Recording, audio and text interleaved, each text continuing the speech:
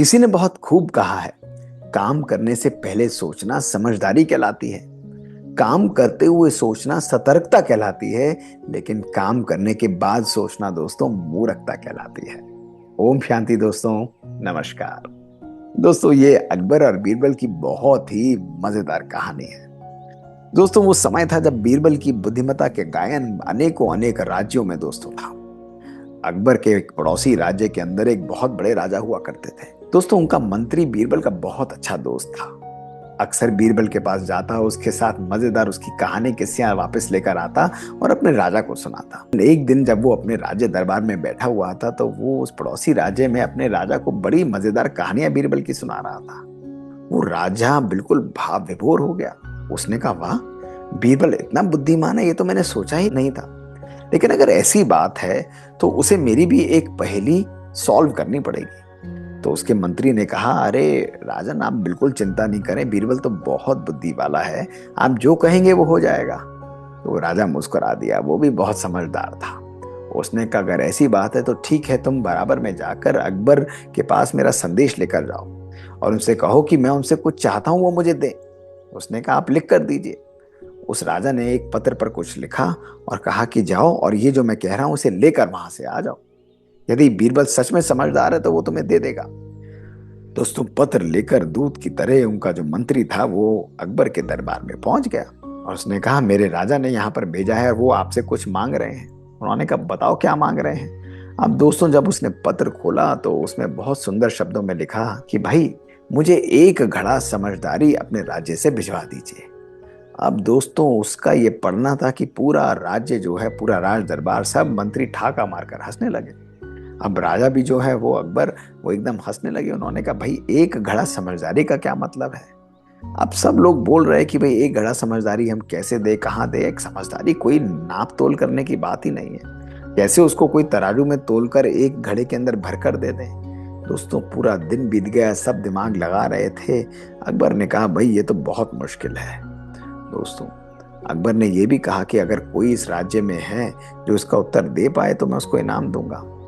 बीरबल घूमते फिरते शाम को जब दरबार समाप्त होने वाला था वहां पहुंचे। अकबर ने अपनी व्यथा उनके सामने रख दी और कहा कि बीरबल, देखो, पड़ोसी राज्य के राजा ने मुझ हमसे मांगा है एक घड़ा समझदारी। तो क्या तुम दे सकते हो? नहीं तो हमारी तो बहुत बदनामी होगी। बीरबल उसकी बात को सुनकर मुस्कुराने लगे। दोस्तों, कुछ समय सोचकर उन्होंने कहा, ठीक है राजन, आप यदि कहते हैं तो मैं एक घड़ा समझदारी उनको जरूर दे दूंगा, लेकिन उनको कहिए कि इस एक घड़े समझदारी के लिए उन्हें कम से कम 6 महीने इंतजार करना पड़ेगा। दोस्तों, बराबर के राज्य को उन्होंने संदेश लिखकर दे दिया और कहा कि भाई, आपको एक घड़ा समझदारी मिल जाएगी, 6 महीने बाद आप हमारे राज दरबार में स्वयं आइए और एक घड़ा समझदारी ले जाइए। बराबर वाले राज्य ने जब ये सुना, उसने कहा, ठीक है, मैं 6 महीने बाद अकबर के दरबार में जाऊंगा और एक घड़ा समझदारी ले आऊंगा। दोस्तों, समय बीतता गया, 6 महीने यूं बीत गए और 6 महीने बाद वो राजा जो है अपनी प्रॉमिस के अनुसार वहां पर अकबर के दरबार में पहुंच गया। सब लोग इंतजार कर रहे थे। दोस्तों, अकबर बहुत बेचैन थे कि बीरबल क्या करने वाला है, एक घड़ा समझदारी कहाँ से लेकर आएगा। तभी जब सब लोग वहां पर बैठ गए तो बीरबल ने कहा, भाई, अब एक घड़ा समझदारी मैं मंगवाता हूँ। दोस्तों, बीरबल ने कहा कि राजन, आपने तो मुझसे एक घड़ा समझदारी मांगे थे, मैंने तो आपके लिए 3 घड़े समझदारी तैयार करके रखे हैं। सब लोग हंसने लगे, मुस्कुराने लगे। बीरबल के दिमाग में कुछ चल रहा था। बीरबल ने ताली बजाई और 3 सिपाही जो है अपने हाथ में मटके लेकर यहाँ पर आ गए दरबार में। और बीरबल ने मुस्कुराते हुए कहा पड़ोसी राज्य के राजन से कि भाई, लीजिए, आपके लिए ये घड़ा समझदारी से भरा हुआ। लेकिन उसने कहा, इस समझदारी को आप ले तो जाइए, लेकिन ध्यान रखिएगा, इसमें से समझदारी आपको निकालनी है तो बिना तोड़े आपको निकालनी पड़ेगी। दोस्तों, उस राजा ने उन मटकों में झांक कर देखा तो उसकी आंखें फटी की फटी रह गई। उसने देखा उन मटकों के अंदर तो बड़े बड़े तरबूज भरे हुए थे।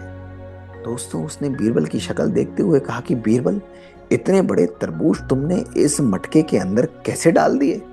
पूरा दरबार हैरान था।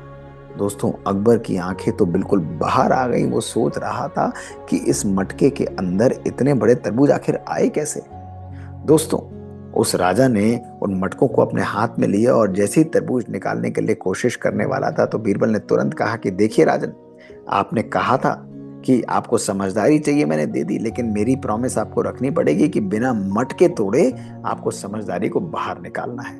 दोस्तों, वो राजा ने हाथ जोड़ लिए और बीरबल से कहा कि भाई, मैं तो आपकी बुद्धि का लोहा मान गया, आपसे इस दुनिया में कोई नहीं जीत सकता। और दोस्तों, वो 3 मटके लेकर अकबर को प्रणाम करते हुए उस राज्य से चला गया। अब दोस्तों, जब वहां से वो चला गया तो अकबर दौड़ते हुए नीचे आए। उन्होंने कहा, अरे भाई बीरबल, वो 3 घड़े ले गए, ऐसी क्या खास बात थी? तो बीरबल ने हंसते हुए कहा कि राजन, आप चिंता मत करिए, ये तो 3 घड़े दिए हैं, मैंने तो ऐसे 10 घड़े आपके लिए भी तैयार कर कर रखे हैं। बीरबल को अकबर ने कहा कि अरे ये बताओ कि इतने बड़े तरबूज आखिर तुमने इस मटके में डाले कैसे? बीरबल ने कहा कि राजन, मैंने कुछ नहीं किया। जब वो गए तो मैं तो उसी पहले दिन के अंदर मटके लेकर गया और तरबूज के जो पेड़ उग रहे थे, जहाँ छोटे छोटे फल आ रहे थे, उसके ऊपर मैंने तरबूज को रख दिया। मैं पानी देता रहा, बीच बीच में धूप दिखाता रहा, जैसे वो बढ़ रहे थे तो मटका उसके ऊपर था और तरबूज बढ़ते बढ़ते उस मटके के अंदर फैलने लगे। और जब वो पूरे पक गए, मैंने काट दिया। इस तरह तरबूज बड़ा होकर उस मटके के अंदर समा गया। अब ना तो वो बाहर निकल सकता था, ना वो और बड़ा हो सकता था, इसलिए मैंने पूरा उसको उसके अंदर बंद कर दिया। अब बिना तोड़े कोई निकाल नहीं सकता। दोस्तों, बीरबल की ये बात सुननी थी और पूरा राज्य जो है राज दरबार हंस हंस कर लोटपोट हो गया। अकबर ने भी बीरबल को बहुत सम्मानित दिया, धन दिया उसको और कहा कि तुम्हारी बुद्धि का कोई भी लोहा नहीं।